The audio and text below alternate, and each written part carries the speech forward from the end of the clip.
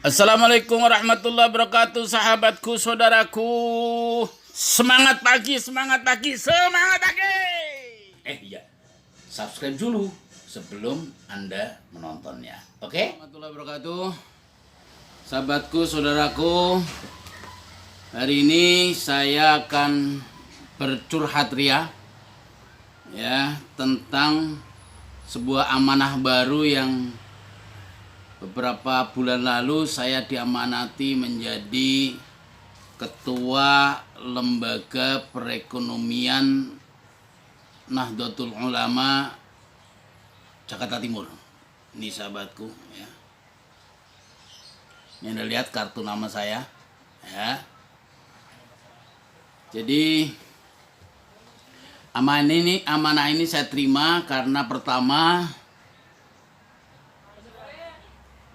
saya sejak kecil lahir besar di sebuah lingkungan pondok pesantren, di sebuah lingkungan yang syarat sekali dengan segala perjuangan dakwah ala manhajul nahdiyah yang selalu terus berjuang menegakkan Ahlus Sunnah wal Jamaah. Ya, karena orang tua saya salah satu ketua ranting di kota kelahiran saya, Kebumen. Sahabatku, saudaraku, saya terima amanah sebagai ketua Lembaga Perekonomian Jakarta Timur, NU Jakarta Timur.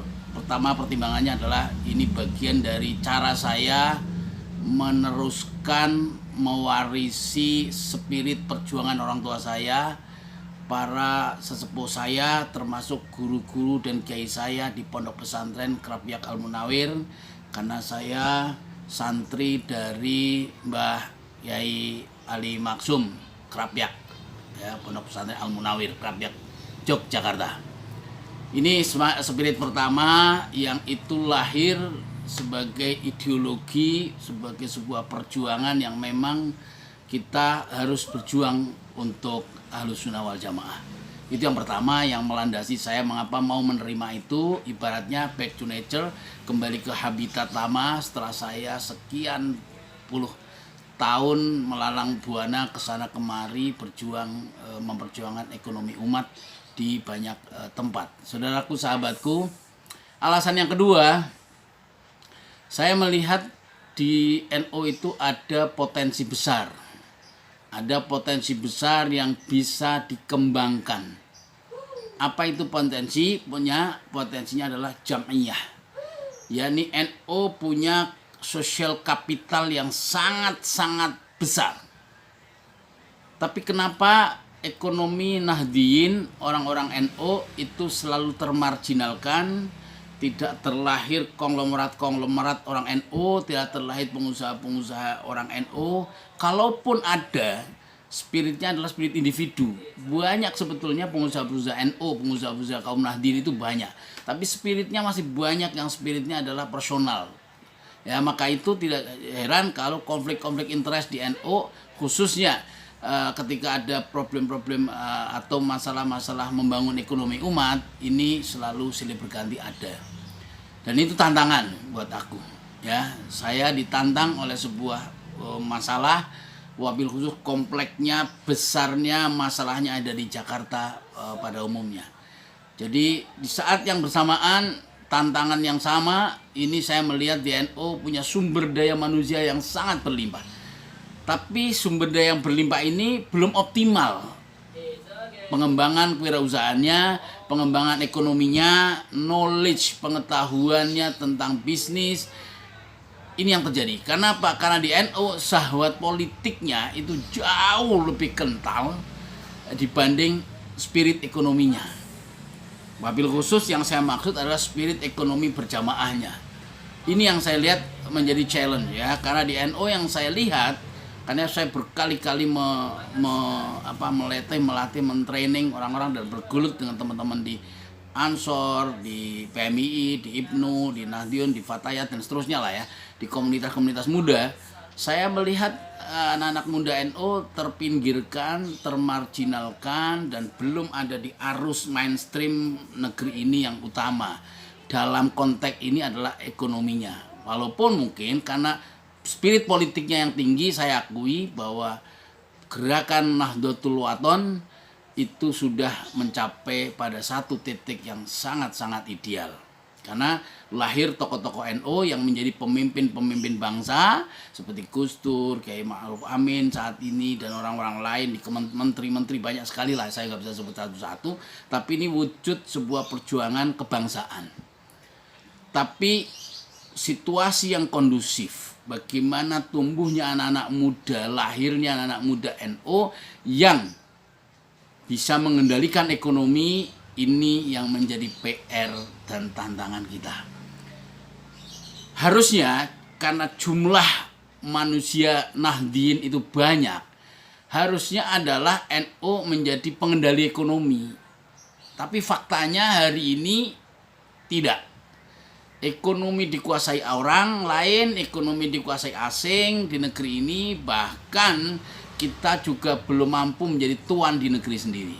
Maka itu kalau NU bangkit, pemuda NU bangkit, Fatayat bangkit, Muslimat bangkit, Ansor bangkit, Banser bangkit, semua lembaga-lembaga NU bangkit, dikerahkan untuk bagaimana spirit Nahdlatul Tujar yang pernah digelorakan oleh para pendiri NU, para masyayikh, para muassis Nahdlatul Ulama. Sesungguhnya ini gelora semangat gelombang yang masih terus up to date untuk bagaimana challenge-challenge, tantangan-tantangan ekonomi bangsa ini kian up to date bisa kita ikuti. Ini manakala orang-orang NU, orang-orang muda NU itu mau belajar tentang bisnis, mau mengupgrade kapasitas dirinya, mau mengupgrade kapasitas buildingnya untuk bagaimana kita bisa menemukan banyak peluang-peluang bisnis yang bisa kita eksekusi. Dan kita harus menjadikan kapasitas yang sangat besar ini, atau saya sering menyebut sebagai social capital, kita harus mampu merubah menjadi financial capital. Karena social capital di NU itu sangat-sangat besar, tapi tantangannya bagaimana social capital ini kita rubah menjadi financial capital, ini yang selalu harus menjadi PR. Karena ketika NU dengan jutaan warganya, dengan jaringannya, dengan ratusan dari pusat sampai ke ranting, itu organisasinya sangat tertata rapih dari atas sampai bawah, bahkan sampai ke luar negeri. Jaringan ini jaringan sangat-sangat besar. Social capital NU sangat besar, tapi hari ini kita masih sangat-sangat minim sekali dalam proses pemberdayaan ekonominya. Kan yang terbanyak masih pada aspek pemberdayaan politik, untuk kepentingan suara pilkada, kepentingan suara pemilu, masih hal seperti itu yang paling dominan. Nah, bagaimana social capital ini menjadi financial capital? Kita harus mampu merubah paradigma anak-anak NU, anak-anak bangsa, ya, kaum santri, PMII, NU, Fatayat, Muslimat, terus IPNU dan seterusnya, supaya apa? Supaya berubah cara berpikirnya. Bagaimana kita harus merubah mereka mindsetnya supaya punya mindset entrepreneurship. Dan itulah tantangan yang saya kira saya hadapi di NU Jakarta Timur, dan saya mendengar dari banyak diskusi yang saya ikuti di kalangan Nahdien juga saya kira menjadi PR NU secara umum. Maka itu sahabatku, saudaraku, ya, ketika saya menerima tantangan untuk menjadi ketua Lembaga Perekonomian Ekonomi Jakarta Timur, apa yang harus saya lakukan? Maka program yang saya lakukan pertama adalah saya harus membuat pelatihan kewirausahaan supaya kapasitas building, kapasitas SDM warga pemuda Nahdlatul Ulama itu terupgrade, saudaraku. Kalau kapasitas sumber daya manusia NU, wirausahanya ini bisa di-upgrade dan mindset cara berpikirnya bisa dirubah untuk pada aspek pemberdayaan wirausaha, maka akan banyak sekali social capital yang bisa di-upgrade, yang bisa diangkat untuk menjadi sebuah peluang-peluang bisnis di Nahdlatul Ulama, di komunitas Nahdien, karena di saat yang bersamaan di komunitas ini sangat-sangat besar jaringannya. Walah, ini hal yang saya kira tantangan sangat besar, bagaimana social capital Nahdlatul Ulama menjadi financial capital.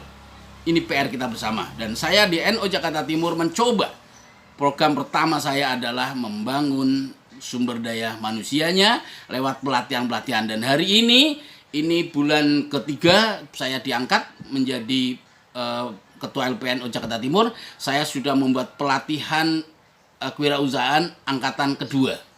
Tinggal angkatan ketiga, insya Allah begitu pandemi ini selesai, mudah-mudahan nanti akan terus kita lakukan, karena target saya setiap bulan harus ada pelatihan kewirausahaan untuk anak-anak muda NU.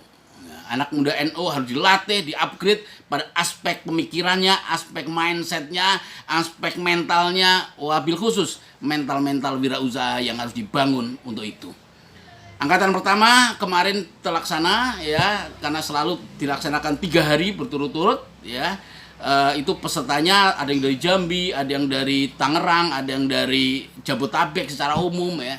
Angkatan kedua juga begitu ya, alhamdulillah ya, selalu ada spirit dan dari kawan-kawan animo yang cukup tinggi untuk itu. Dan ini angkatan ketiga juga sudah ditunggu, tapi lagi-lagi karena COVID akhirnya sementara waktu kita harus alihkan.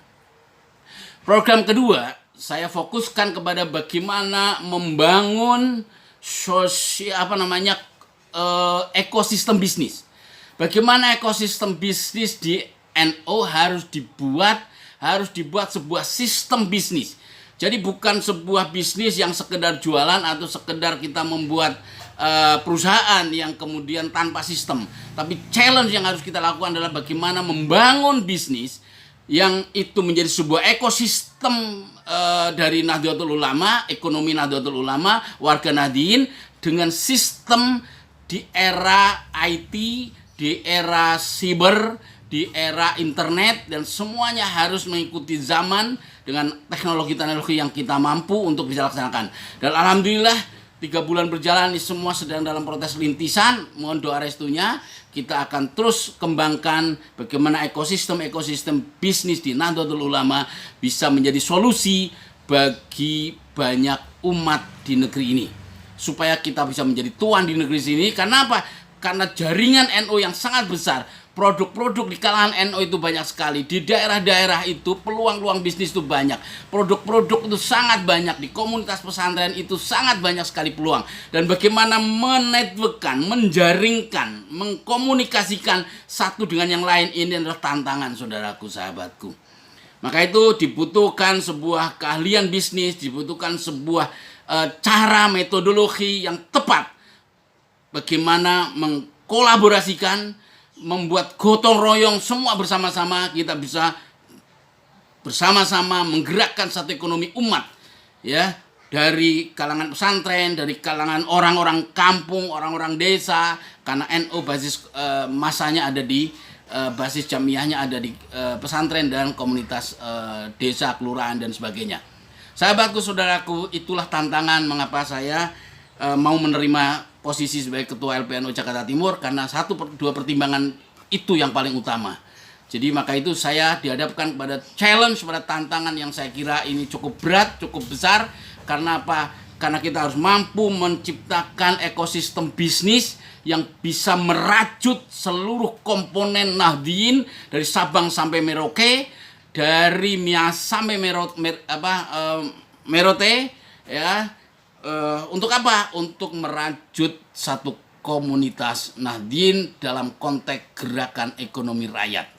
Nah, ini yang saya sedang pikirkan bersama teman-teman, melahirkan sebuah sistem bisnis, perusahaan-perusahaan insya Allah akan kita lahirkan dalam rangka untuk membangun ekonomi umat. Wabil khusus adalah warga negara Indonesia yang mayoritas adalah juga kaum Nahdien.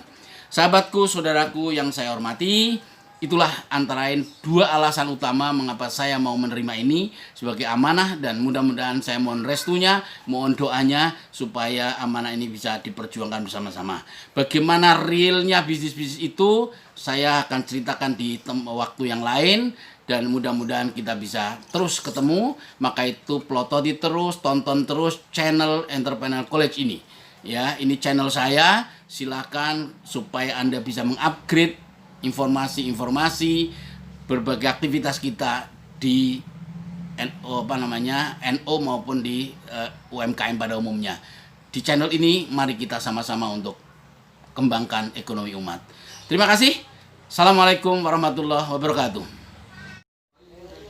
Oke, sekarang saudaraku waktunya subscribe ya, karena subscribe itu gratis. Monggo subscribe ya.